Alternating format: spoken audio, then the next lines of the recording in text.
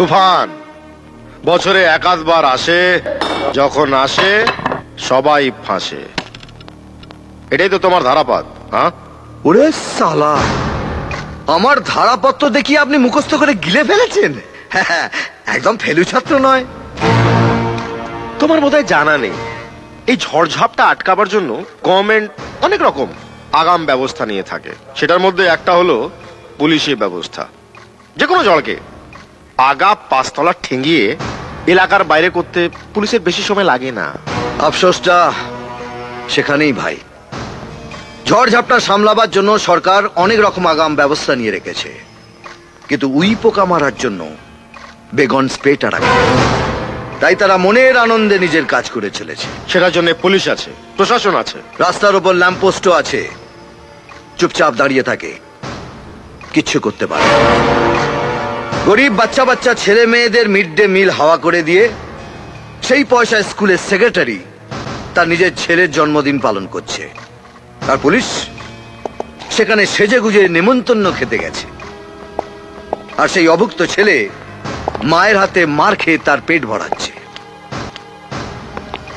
আমি সেই নিমন্ত্রণ কর্তা আর নিমন্ত্রিতদের পেটে লাথি মেরে সেই অভুক্ত ছেলে মেয়েদের পেট ভরিয়েছি। অন্যায় করেছো, আইন নিজে হাতে তুলে নেওয়া তোমার কোনো অধিকার নেই।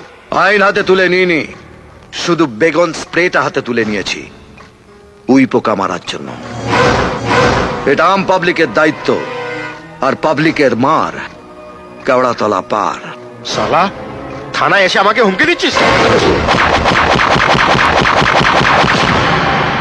তুফান বছরে একাধবার আসে, আর যখন আসে তখন সবাই ফাঁসে। পুলিশও বাদ যায় না। ঝড়ে উড়ে যাবার আগে আমার একটা কাজ করতে হবে।